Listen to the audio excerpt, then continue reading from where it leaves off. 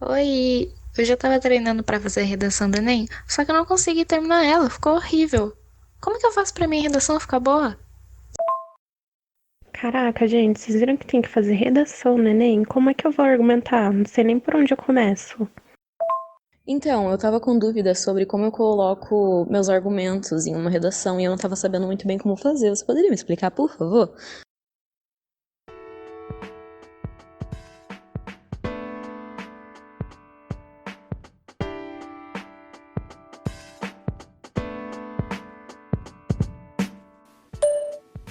E aí, cara, beleza? Bom, você me falou sobre redação, né? Bom, antes de saber fazer uma redação, a gente tem que saber argumentar, ok? Não só pra escrever uma redação, mas assim, pra tudo na vida praticamente, a gente tem que saber argumentar. Então vamos falar um pouquinho sobre isso. Primeiro, o que é argumentação? A argumentação vem de argumento, né? Argumentos são ferramentas que você vai usar para convencer a pessoa que você está falando das suas ideias, dos seus conceitos, do seu pensamento. Que ferramentas são essas?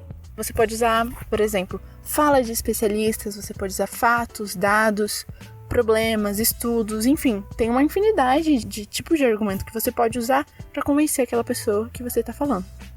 Vamos falar um pouco sobre as características de um argumento, né? O que você tem que ter quando você vai fazer uma argumentação. Primeiro, ela tem que ser em terceira pessoa, ok? Isso que eu tô falando de argumentação num texto escrito. Em terceira pessoa significa que ele é impessoal, ou seja, você não vai falar Eu acho que bananas são boas porque elas têm potássio, meu. não, ao contrário disso, você vai falar em terceira pessoa. Bananas são boas porque elas são uma fonte de potássio. Então, você sempre tem que ser impessoal quando você vai argumentar num texto escrito, em terceira pessoa. Eu, tu, ele. Então você vai falar como se fosse um narrador. E não como se você estivesse narrando, entende? Não é você que está escrevendo. Outra característica, você tem que se posicionar sobre aquilo que você está escrevendo. Pode parecer meio tonto, mas você sempre tem que tomar um lado sobre aquele tema que você está falando. Ou você tem que ser a favor, ou contra, ou parcial, ok? Não neutro, parcial.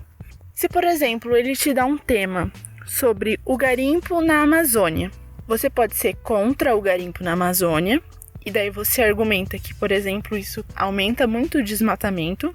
Você pode ser a favor ao garimpo na Amazônia, argumentando que isso vai trazer mais riquezas para o país e vai fazer com que a gente entre no mercado mineral.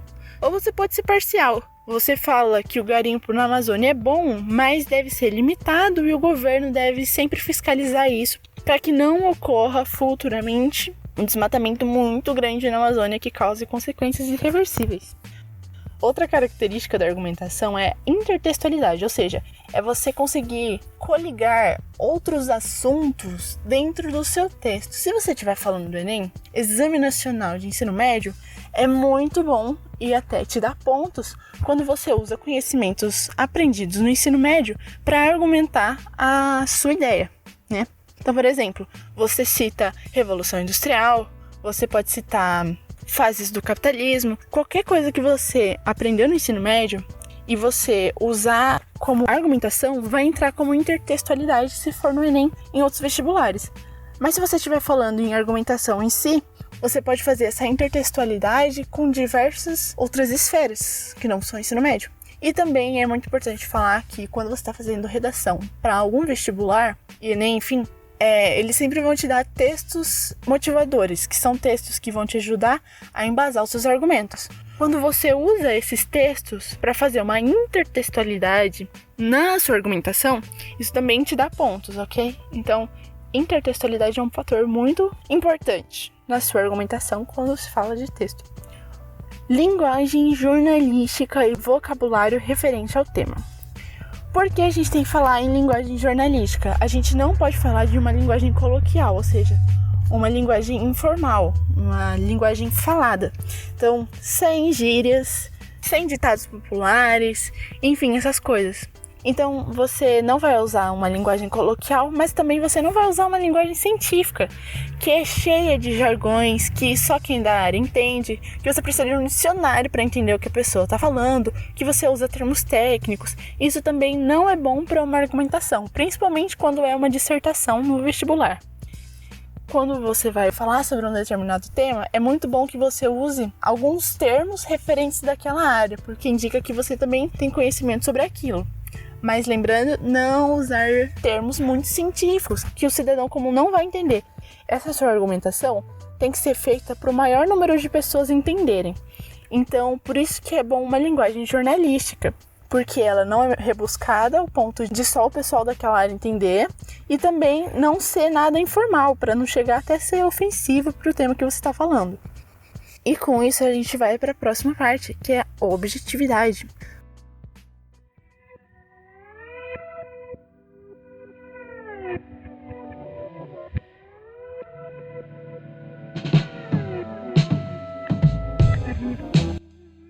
Você não pode ser subjetivo no seu tema. Você fala alguma coisa que pode dar a entender, você pode falar alguma coisa que é ambígua, que tem dois sentidos. Nada disso. Quando a gente está argumentando em si, não só fazendo redação, se você estiver num debate argumentando, você tem que ser muito objetivo, você tem que ser claro, tem que ficar muito explícito para a pessoa que você está tentando convencer o seu ponto de vista e as suas ideias, ok? Então, nada de deixar subentendido, de deixar entre linhas, você sempre tem que deixar muito explícito. Isso também bate na sua opinião, ser contra, a favor ou parcial, porque você tem que deixar isso muito claro no texto inteiro, qual é a sua posição sobre aquele assunto. Outra característica que é muito legal de usar são as figuras de linguagem. Tem algumas que, claro, que vão ser meio desnecessárias. Então, por exemplo, pleonasmo, cara. Não é legal você pôr no seu texto pleonasmo, né? Mas tem alguns tipos de figuras de linguagem que deixam seu texto muito mais lúdico, mais gráfico na mente do leitor. E também da pessoa que você está falando, né? Porque não tem como elas entrarem na sua cabeça. Então, você tenta passar isso de uma forma mais lúdica também, né? Então, assim, é muito legal quando usam hipérboles. Então, por exemplo, quando você vai falar do garimpo na Amazônia. O garimpo na Amazônia é extremamente danoso para o ecossistema. Então, esse extremamente, você sempre aumentar, isso é muito legal também de você colocar na sua argumentação, até porque deixa muito claro a sua posição quando você usa hipérboles e tal. Também é muito bom metáforas, mas isso, assim, um pouquinho, porque se você exagerar, vai ficar muito ruim, né? Então, você personificar a Amazônia, isso é um exemplo que eu tô dando, tá? Você personifica alguma coisa que você tá falando, usa metonímias, ironia é muito bom você usar no texto inteiro, mas lembra, nada de exagero, certo? Umas gotinhas, assim, de figuras de linguagem, as figuras de linguagem certas, né? Porque não são todas que cabem dentro da sua argumentação. Metáforas e tal, ou, por exemplo, você colocar as feridas sociais, esse tipo de coisa deixa o seu texto muito mais, não só criativo, mas vai instigar o leitor a continuar ali e ter uma ideia muito mais clara do que está na sua cabeça. Agora que a gente falou um pouco das características da argumentação, vamos falar da estrutura dela. Qual é o esqueleto de uma argumentação? Então, primeiro, uma proposição, ou seja, você vai introduzir o seu argumento, certo? Você vai propor para o leitor, com um tópico frasal argumentativo, aquilo que vai se decorrer no parágrafo. Então, por exemplo, se você pretende fazer 2 parágrafos para argumentação no seu texto, se for Enem e tal, é bom você tratar sempre de um tema por parágrafo. E esse tema é apresentado na proposição feita ali na primeira e na segunda linha do parágrafo. Tem alguns tipos de proposição que você pode fazer. Declaração inicial, então você já coloca o tema ali para o leitor, que você vai dissertar no resto do parágrafo. Então, declaração inicial. O garimpo na Amazônia é muito prejudicial para o ecossistema. Você já deu a sua declaração, você já deu a sua opinião, que ali você está colocando que é muito prejudicial, ou seja, você é contra, já está explícito. E depois você vai decorrer por que ele é muito prejudicial naquele parágrafo, certo? Usando argumentos. você pode usar a definição. Que é a definição, por exemplo. O garimpo é feito por métodos de extrativismo mineral no solo, principalmente no subsolo e, no caso da Amazônia, perto de recursos hídricos, o que é altamente prejudicial para o meio ambiente. Então, você deu uma definição sobre o que é e deu a sua posição. Você também falou que isso é ruim. Você pode fazer uma divisão. No Brasil, existem 2 tipos de garimpo, ambos prejudiciais, mas ele pode ser tanto oficial e fiscalizado quanto ilegal, o que é pior, já que não há um tipo de controle sobre essas ações. Então aí você fez uma divisão do seu tema que você vai discutir sobre ele, ou sobre um deles, no decorrer do parágrafo. Ou você pode fazer uma interrogação no leitor. Isso pode ser tanto em formato de ironia, ou você pode fazer instigando o leitor. Mas lembra, você nunca vai literalmente conversar com o leitor. Ou seja, você nunca pode colocar assim: o que você acha sobre isso daqui? O que você acha sobre extrativismo mineral? Você nunca pode falar diretamente com o leitor. Esse você aí é inaceitável na redação. Então a gente sempre tem que fazer uma interrogação aberta, assim, ó. Entendeu? Então, por exemplo, se o extrativismo mineral é altamente prejudicial para o meio ambiente, por que o governo federal não toma medidas de fiscalização mais rígidas, principalmente na área da Amazônia? Então aí você introduziu o seu argumento com uma interrogação, certo? Mas não é uma interrogação para o leitor em si. E nessa interrogação você também já está tomando partido, você já está falando que você é contra isso. E porque já não toma uma decisão, entende? E depois ainda, são boninhos, não tem muito a ver com a argumentação em si, você pode usar essa sua pergunta e responder ela lá na sua conclusão, que você vai dar uma intervenção. Depois, talvez alguns dias aí eu falo um pouco sobre a conclusão, certo? Enfim, aí depois que você introduziu, você já fez a proposição da sua argumentação para a pessoa que você está falando, você tem que falar algumas evidências. Essas evidências são os argumentos em si, ok? Então você vai pontuar eles e colocar alguns tipos de evidências que vão favorecer a sua ideia. Então, por exemplo, você pode colocar fatos, notícias. O extrativismo mineral no Brasil é feito cerca de 70% na região norte. Alguns desses fatos e dados estatísticos, que eu também falo dados estatísticos, eles vão ser dados no seu texto motivador. Geralmente o texto motivador, principalmente no Enem, ele te dá um textinho com uma definição, uma imagem, uma charge, alguma coisa mais gráfica, mais lúdica, e também vão te dar, geralmente do IBGE ou enfim, de outros órgãos, algum número que você pode colocar na sua argumentação, que é muito bom, que vai te dar pontinho sim, se você usar o que a prova te deu, ok? Às vezes, você também pode tirar esses números das questões da prova. Então, por exemplo, no Enem, no caso do Enem, no primeiro dia, você vai lá e fez toda a prova de português. Aí, o tema da sua redação é extrativismo mineral, garimpo. E lá atrás tinha uma questão que falava sobre, sobre nióbio. E você pode usar essas informações que estão na prova para fazer a sua redação. Por isso é bom não fazer a sua redação por primeiro, porque às vezes tem pistas no meio da prova que podem te ajudar a argumentar. Outros tipos de argumentos são citações. Então, por exemplo, você cita uma frase de um filósofo, ok? Você cita uma autoridade naquele argumento. Então, por exemplo, quando você vai falar sobre extrativismo mineral, você cita algum ex-ministro do meio ambiente, enfim. Todo tipo de mídia que você consome, você pode usar na sua argumentação. Você pode dar exemplo de uma possível solução que você viu num filme, ok? Mas isso sempre de uma maneira muito equilibrada, certo? Mas é muito bom você usar também coisas que você viu no ensino médio, Como eu tinha dito antes na intertextualidade. Você, por exemplo, citar como argumento Revolução Industrial, fases do capitalismo, você pode citar principalmente geografia e história, filosofia e sociologia, cabem muito bem na redação, mas você também pode usar a matemática para falar sobre isso. Imagina, você fala sobre, você faz um negócio sobre equação.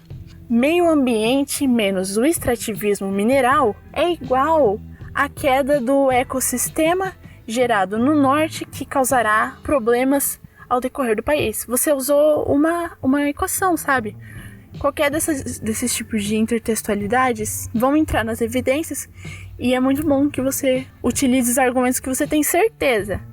Por favor, não invente. Por exemplo, você coloca que Getúlio Vargas tinha falado uma frase sobre Marx. Não, cara, você não inventa. O corretor que está corrigindo sua redação, ou a pessoa que você está falando, não é burra. Não subestime a capacidade da pessoa saber ou não, ou da pessoa ter um celular na mão para pesquisar aquele argumento. Então é sempre bom você usar coisas que você sabe que são, e não ficar inventando, ok?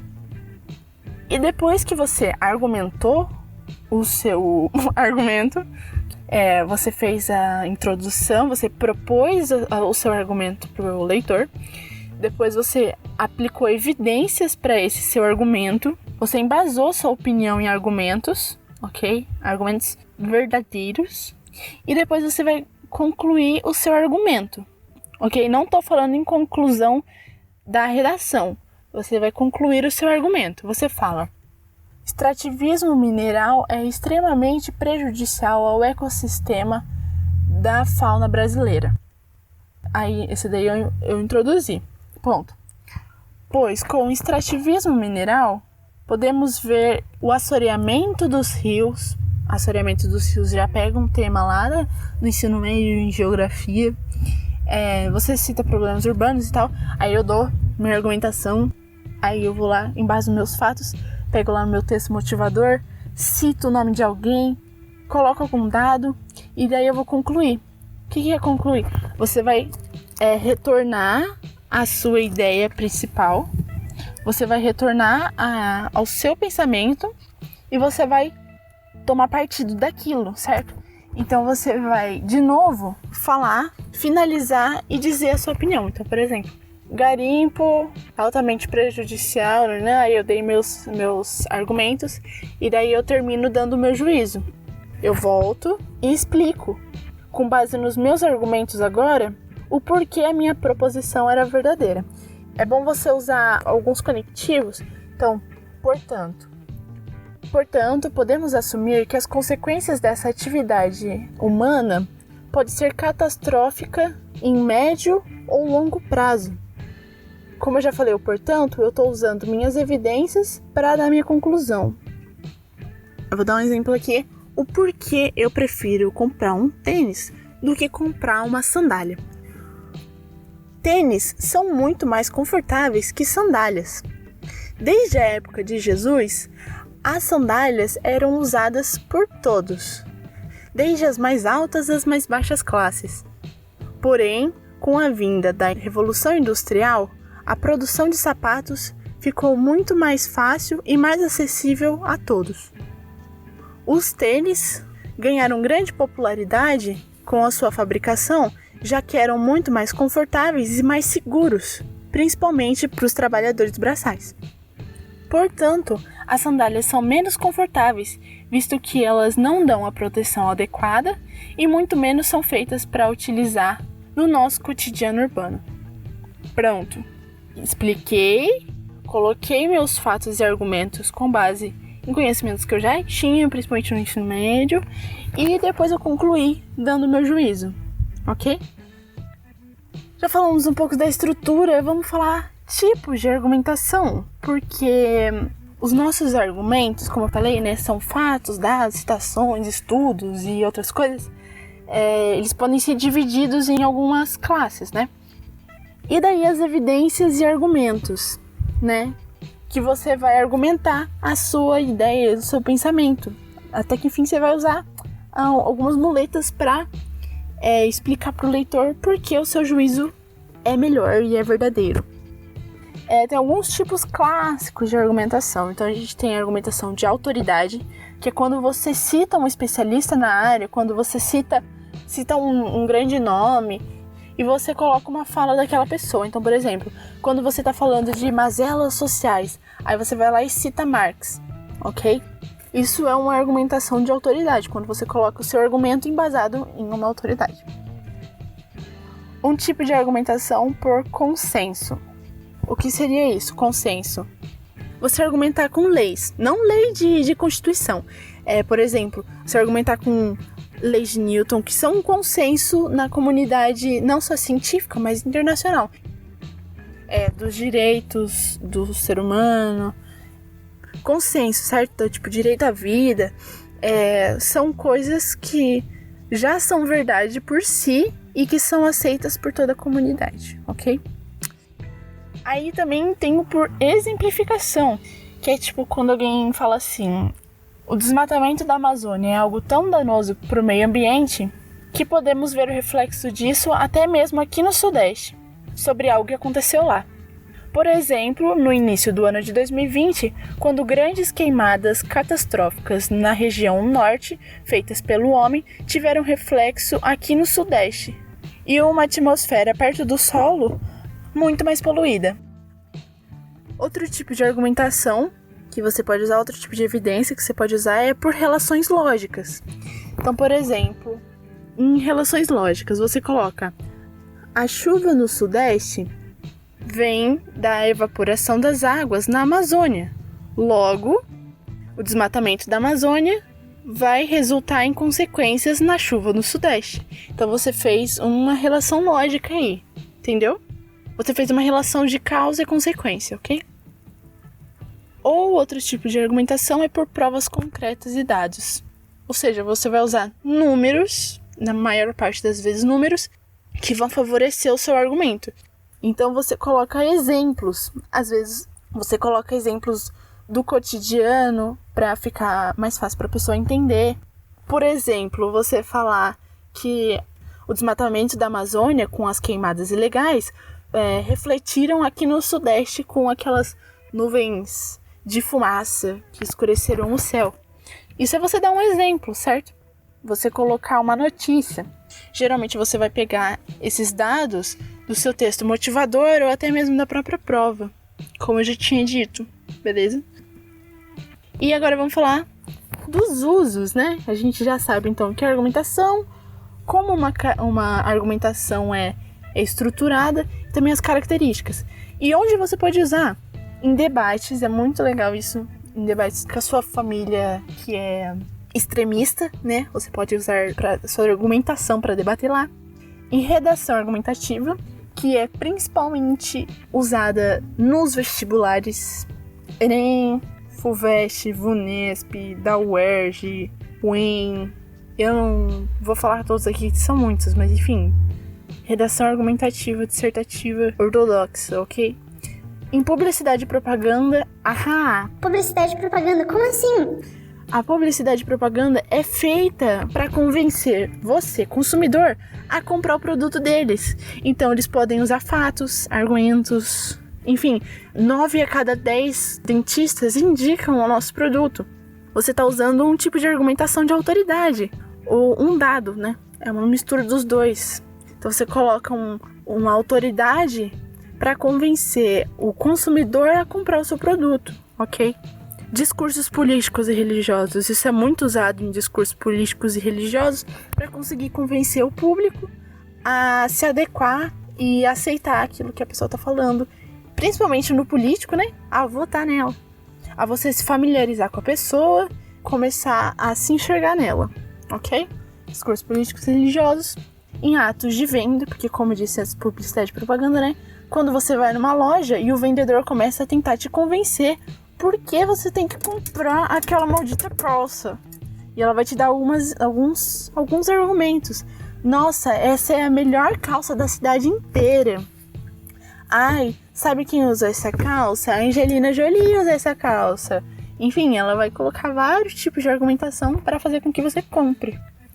Em defesa do cliente também, advogados usam a argumentação para defender o cliente dele, né? Só que o tipo de argumento dele vai ser um pouquinho diferente.